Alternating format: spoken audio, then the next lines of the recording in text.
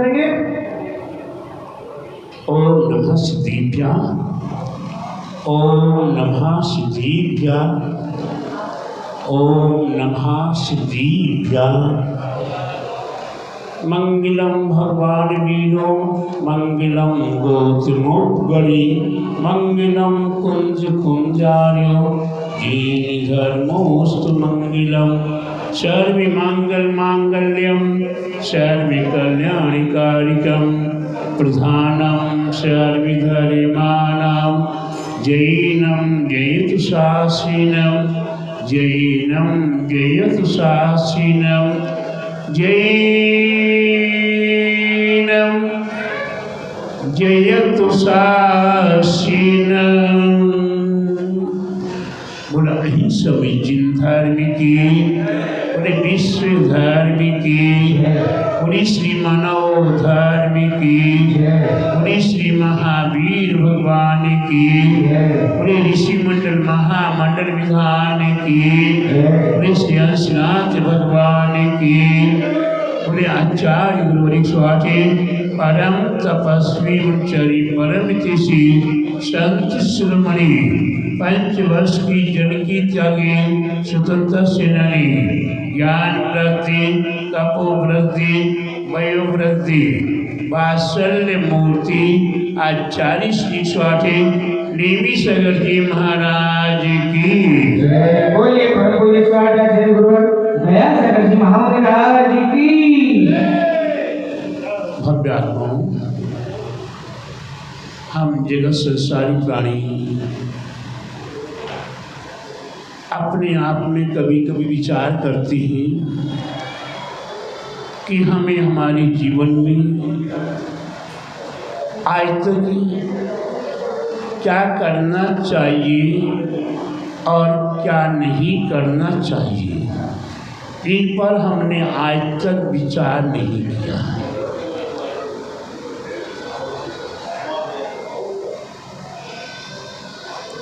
आज हमें विचार करना है कि हमारे जीवन में हमें भगवान श्रीनाथ से ये ज्ञात होता है कि श्रीनाथ भगवान ने जी हम और आप आज अनादिकाल से करते चले आ रहे हैं, उसमें श्रीनाथ भगवान ने विराम लगाया। हम जगत संसारी प्राणी क्या कर रहे हैं? हिंसा, झूठ, चोरी, कुशील, परिग्रह, क्रोध, मान, माया, लोभ आदि सप्त विषण आदि हम अनादिकाल से करते चले आ रहे हैं, और आज भी हम और आप सभी उसी में ही लिप्त हैं। इसीलिए हमारे आपका संसार निरंतर वृद्धिगत होता चला आ रहा है, और लगता है कि अगर हम इसमें विराम नहीं लगाएंगे तो यह अनादिकाल कब समाप्त होगा, कब तक हम संसार में भटकेंगे, कोई भरोसा नहीं है। हमारे भगवान श्रीनाथ प्रभु ने इस सब में विराम लगाना प्रारंभ किया।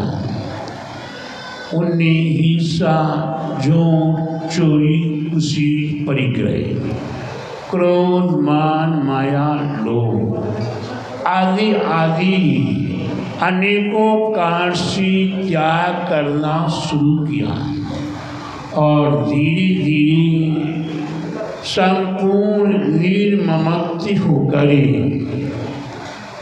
अकिंचन धर्म को स्वीकार करते हुए किंचित मात्र भी परिग्रह मेरा नहीं है, किंचित मात्र ये तन भी मेरा नहीं है। जब ऐसा विचार करो हमारे श्रीनाथ प्रभु निज में निज को निज से निज करे, निज से निज का निज भर में निज सुख शक्कर पाक बना करे, चखूं निरंतर निज घट में। प्यारे बंधुओं, हमारे सियासनाथ प्रभु ने जब संपूर्ण आठों विभक्तियों से थे, अपने आप में ही उनने अपने आप को स्वीकार कर लिया और अपने आप का आनंद प्राप्त करने के लिए एकक त्रितर के ध्यान में लीन हो गए। ये वही ध्यान में लीन हो गए, क्रमशः घातीय कर्म अघातीय कर्मों का नाश हुआ, संपूर्ण कर्मों का आज नाश हो गया। तब जाकर उन्हें आज के दिन निर्वाण की प्राप्ति हुई। तो प्यारे बंधु, इसी हमारे सियासनाथ भगवान, अगर हम उनका अनुसरण करने का भाव करते हैं, क्या उनका अनुसरण करने का भाव करते हैं, तो उनकी पद चिन्हों पर हमें चलना पड़ेगा। जैसे जैसे हमारे सियासनाथ भगवान आगे आगे बढ़े हैं, ठीक उसी प्रकार से हम और आप भी उनकी पद चिन्हों पर उनके पीछे पीछे बढ़ते चले जाएंगे, तो हमें भी एक दिन वह मुक्ति रमा प्राप्त हो जाएगी। तो प्यारे बंधु, हम निर्वाण कल्याण का, सियासनाथ भगवान का निर्वाण कल्याण का अवसर पाकर अपने जीवन को धन्य कर रहे हैं।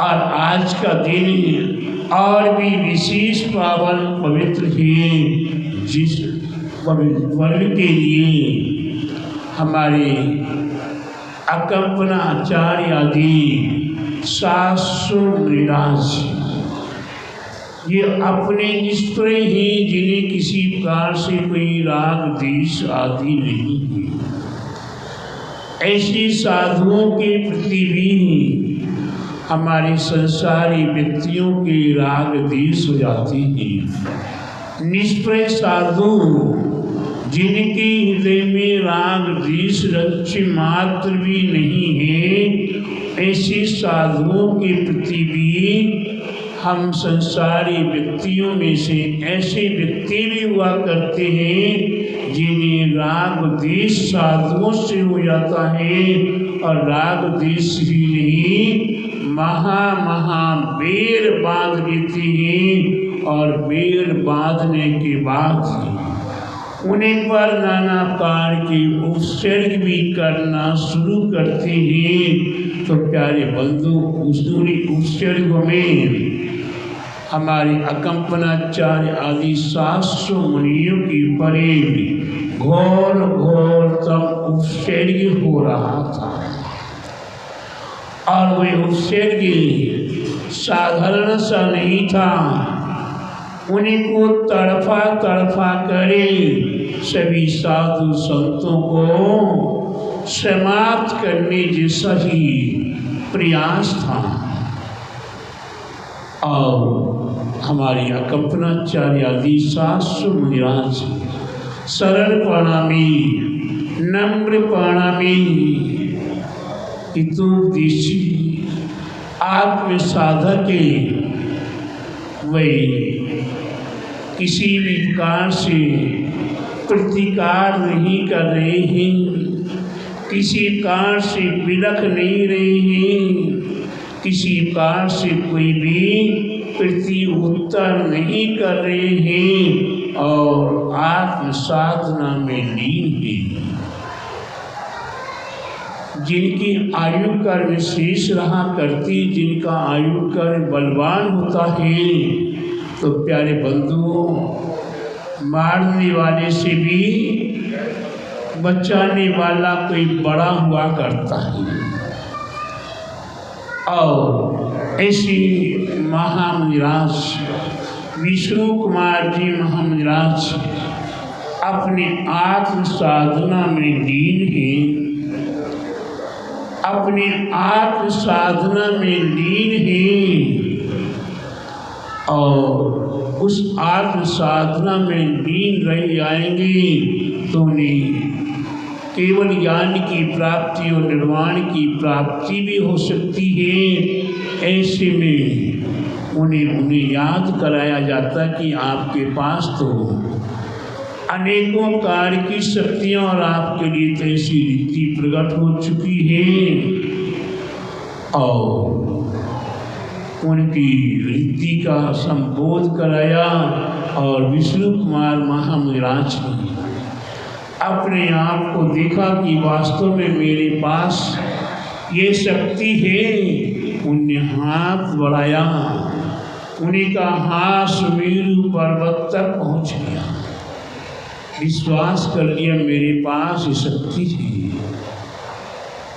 इस विद्या के माध्यम से, शक्ति के माध्यम से हम वे कार्य कर सकते हैं जो कार्य महान कठिन है। शास्त्रों मुनिराजों का उपसर्ग दूर कर सकते हैं। और वे विष्णु कुमार महामुनिराज उस राज्य में पहुंच जाते हैं और राजा के पास पहुंचकर, बलि आदि राजा के पास पहुंचकर वे शास्त्रों मुनिराजों की रक्षा करने का प्रयास करते हैं और वे सफल होते हैं। कहानी आप सभी को एक बार नहीं, हर वर्ष आपको सुनने को मिलती है और पढ़ने को भी मिल जाती है।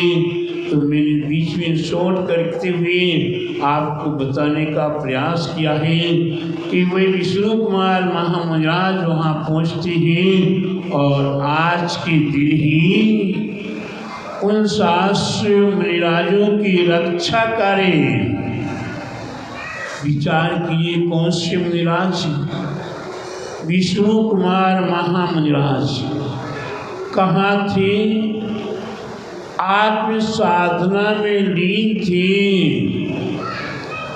वही थोड़ी देर और आत्म साधना में लीन रह जाते तो उन्हें केवल ज्ञान जैसी शक्ति प्रकट हो सकती थी, लेकिन करुणा का भाव आया, दया का भाव आया। और जिन धर्म की एक साथ में 700 मुनिराजों का हनन हो जाएगा, आगे मुनिराज भयभीत रहेंगे और मुनिराज बनने को कोई तैयार नहीं होगा। मुनि परंपरा समाप्त हो जाएगी। ऐसी कई प्रकार की पवित्र भावनाओं के साथ विष्णु कुमार महामुनिराज ने अपना पीछे का मंडल छोड़कर एक बोना का माने छोटी सी बालक का रूप बनाया और 3 पग जमीन, कितने पग? 3 पग जमीन मांगी। 3 पग जमीन जब दे दी, स्वीकार हो गया। और 3 पग जमीन बुलाओ, मेरे को बताओ। तो पहला पग, दूसरा पग और तीसरा पग रखने के लिए जगह नहीं बची तो किसके ऊपर? वे बलि आदि जो 4 मंत्री थे, वे राजा बने हुए, यहाँ उन्हें परास्त होना पड़ा और 700 मुनिराजों की रक्षा की गई। वे उपसर्ग दूर हुआ। प्यारे बंधु, कि हमारे आपका भी कर्तव्य है, हमारे आपका कर्तव्य है। हम भव्य आत्माओं को आज संकल्प लेना चाहिए। हम भव्य आत्माओं को संकल्प लेना चाहिए कि हमारे लिए, हमारे जिन धर्म के आयतन देव सात गुरु, ये देव सात गुरु हमारे जहाँ भी हों, जैसे भी हों, ये सुरक्षित हों, व्यवस्थित हों, सत्य हों और उनकी आत्म साधना में निरंतर वृद्धि हो, ऐसी भावना करते हुए। और जब कहीं उपसर्ग सुनाई दे जब कहीं उपसर्ग की किसी भी साधु की परे नग्न दिगंबर पिछीधारी साधु पर उपसर्ग सुनाई दे, हमारे प्राणों में जब तक प्राण है उनकी रक्षा करने का कर्तव्य हमारे आप सभी का है। मैं आपको एक घटना बता रहा हूँ मेरे जीवन की। मैं गुरुवर नेमिसागर जी महाराज के पास दिगंबरी दीक्षा लेने की उपरांत संवेदाचल पर्वत की ओर गया। संबी शिखर में पहुंच चुका और संबी शिखर में 13 पंथी कोठी में गुरुवर नेमिसागर जी महाराज के संग साथ में मौजूद हूँ। अचानक एक दिन रात्रि में 9 साढ़े 9 बजे अचानक हल्ला होने लगा कि सभी गेट बंद करो, गेट बंद करो, बड़े गेट बंद करो, मेन गेट बंद करो, मंदिर बंद करो। जब आवाज़ आने लगी तो मैंने पूछा भाई क्या बात है। मैंने पूछा क्या बात है तो पता लगा कि मधुबन में डकैत बदमाश आ चुके हैं। कहाँ पर हैं? 20 पंथी कोठी के ऊपर से पहाड़ी से आ रहे हैं। कहाँ जाने का प्लान है, किसकी डकैती करेंगे? तो शीतलनाथ आश्रम, शीतलनाथ मंदिर एक बना हुआ है, आज भी मौजूद है। वहाँ 2 माता जी थी, एक पार्वती माता जी और स्वर्णवती माता जी। वहाँ पर डकैती डालने का उनका प्लान हुआ। जब ये क्लियर हो गया कि माता जी के यहाँ डकैती डालनी है तो मैंने गुरुवर से कहा गुरुदेव हम यहाँ चुप बैठे रहें और माता जियों के यहाँ डकैती हो, ऐसा नहीं होने देंगे। गुरु महाराज कहते तुम जाओगे तो मैं भी चलूँगा। हम और हमारे गुरु महाराज दोनों ने लालटेन ली, उसमें लाइटें ली थी। लालटेन ली और एक हाथ में पीछी और एक हाथ बगल में पीछी दबाई, एक हाथ में लठ लिया और चिल्लाना शुरू किया, आ रहा हूँ, आ रहा हूँ, आ रहा हूँ। जिसी आवाज़ गूंजी और सारे डकैत भाग गए। प्यारे बंधुओं, उस समय पर ये 1983 की बात है, 83 की बात है। उस समय शरीर हल्का फुल्का सा शरीर था, नन्ना मुन्ना सा था। शरीर में खून उबलता हुआ था, जोश में महाजोश था। कर गुजरे तो जिन धर्म की रक्षा, जिन धर्म की साधुओं की रक्षा, अगर एक साधु के ऊपर वो डकैती सक्सेस हो जाती, माता जी के यहाँ वो डकैती सक्सेस हो जाती तो न जाने कहाँ कहाँ कौन कौन सी साधुओं के पास एवं 13 पंथी 20 पंथी आदि कोठियों में भी डकैती शुरू हो जाती। तो प्यारे बंधुओं, हमें अपने प्राणों को भी अगर लगाना पड़ जाए, जब डकैतों के पास, हमारे पास तो केवल एक लाठी लेकर चला था, लालटेन हमारे पास गुरु महाराज के पास थी, इसके अलावा और कुछ नहीं था। उन्हें डकैतों के पास तो क्या था, पिस्तौलें थी और वो एक गोली चलाते हुए चल रही थी। प्यारे बंधु, उस समय पर भी मैंने परवाह नहीं की, गोली लग जाएगी, मर जाऊंगा। समाज का और कोई तीसरा व्यक्ति दोनों गुरु के अलावा कोई नहीं निकला था।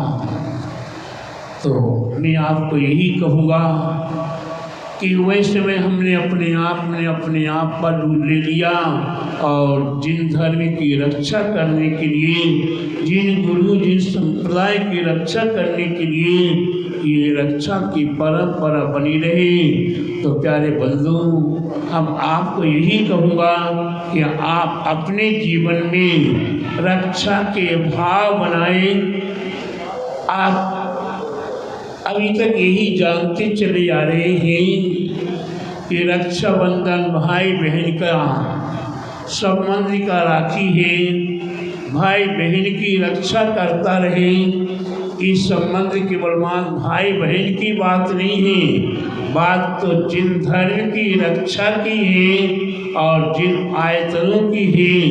हमारे मंदिर अगर हमारे सामने कोई तोड़ता हुआ दिखाई दे जाए, हमारे मंदिरों को कोई तोड़ता हुआ दिखाई दे जाए, तो दया सगरी अपने प्राणों की भी आहुति लगाने के लिए तैयार खड़े रहेंगी। हमारे सामने किसी दूसरी साधु की परे अगर कोई बार करने को तैयार हो, तो मेरी सांस में सांस रहेगी जब तक मैं उसका बार रोकने के लिए तैयार रहूँगा। एक बात और याद आ गई, जब एक मुनिराज की रक्षा करने के लिए और एक मुनिराज का भक्षण करने के लिए शेर है, एक मुनिराज का भक्षण करने के लिए शेर तैयार है और मुनिराज की रक्षा करने के लिए एक सुअर तैयार है। सुअर ने उस शेर का बराबरी किया। विचार कीजिएगा, उपयोग यहाँ वहाँ जा रहा सबका। मैंने क्या कहा? एक सुअर ने मुनिराज की रक्षा करने के लिए किससे मुकाबला लिया? शेर से मुकाबला लिया और दोनों ही अंत में मृत्यु को प्राप्त हो गए। प्यारे बंधुओं, इतना बड़ा महात्म है। रक्षा का भाव मरण दोनों का हुआ, लेकिन रक्षा के भाव से मरण हुआ सुअर का, वह स्वर्ग को प्राप्त करता है। और मरण के भाव से मुनिराज को खाने के भाव से सिंह का मरण हुआ तो वे नरक में गया। तो प्यारे बंधु, आप उस सिंह से भी कमजोर है कि सुअर से कमजोर है कि बलवान है? सुअर के पास तो कोई उतना विवेक और बुद्धि नहीं रहता, स्त्रियंच है। हम मनुष्यों के पास तो दिल भी है, दिमाग भी है और हमारे पास नाना प्रकार से साधन है। हम मुनिराज की रक्षा कर सकते हैं, जिन धर्म जिन आयतनों की रक्षा कर सकते हैं। तो अपने भाव पवित्र कीजिएगा और अपने जीवन में ये रक्षा बंधने को जीवन में स्वीकार करें। अवश्य ही पावन पवित्र कीजिएगा अपने आप को। बोले महावीर भगवान की, बोले विष्णु कुमार महाराज की, बोले कंपनाचार्य देव महाराजों के, बोले आचार्य बोले स्वामी परम तपस्वी ब्रह्मचारी परम तिथि संत शिरोमणि पंचवर्ष के जल के त्यागी स्वतंत्र सेनानी ज्ञान वृद्धि वयोवृद्धि वात्सल्य मूर्ति आचार्य श्री स्वामी नेमी सागर जी महाराज की जय। श्री स्वामी सागर जी महाराज की जय। संजीव कुमार जी कुछ दो शब्द बोलना चाहते हैं, मैं उन्हें अपने अधिकार दे रहा हूँ, वाया बोले। चलो महावीर भगवान की, परम पूज्य आचार्य श्री दयासागर जी महाराज की। आज रक्षाबंधन का पावन पर्व है और हम सभी बहुत सौभाग्यशाली हैं कि आज के दिन हमें गुरु चरणों का सानिध्य मिल रहा है। आशीर्वाद मिला है। एक बार ध्यान देंगे मेरी बात का। मेरी एक वेदना है, मन की एक छल है जो आज मैं कहना चाहता हूँ आप सबसे। हम लोग जब गुरुराज आते हैं मंदिरों में तब जयकारे लगा लेते हैं और उनकी सेवा भक्ति भी कर लेते हैं, लेकिन जब ये जिन मुद्रा सड़कों पर निकलती है तो यदि उस वक्त 100 लोगों का 200 लोगों का हुजूम जयकारे लगाते हुए जाता है तो वो जिन शासन की प्रभावना में कारण बनता है। और वहीं कदाचित 1 या 2 शार शावक हुए तो वो उपहास का कारण भी कदाचित बन जाता है। उपहास किसका होता है? गुरुराज तो उससे परे हो चुके, उनको कोई नमस्ते करे या उनको कोई गाली दे वो तो आशीर्वाद ही देंगे। अपमान बसता हम लोग का होता है कि गुरु अपनी पहचान है, हमारे आस्था के केंद्र हैं, हमारी श्रद्धा के केंद्र हैं। गुरु से ही चेतना है, उन्हीं से जागृति है। ये हैं तो हम भी हैं, बना तो हम धर्म से विमुख हो जाते हैं। मैंने 2-3 समाज देखे हैं भाई साहब, जो जहाँ में साधु का आवागमन नहीं होता है तो वो समाज अजैन हो चुका है, लगभग विमुख हो चुका है। बाद में छोटे कर कहना चाहता हूँ मैं अपनी बात को। जो लोग इधर बैठे हुए हैं वो कृपया इधर आ जाएं, बहुत जगह है। बाहर जो भी लोग हैं, लड्डू कुछ छोड़ो में चढ़ने वाला है, जो भी लोग इधर हैं तो बहुत जगह है इधर। तो आज गैलरी में भी जो लोग हैं उनसे निवेदन, आप लोग पीछे से जो है आगे इधर आ जाइए, हमारे सामने आपसे भैया।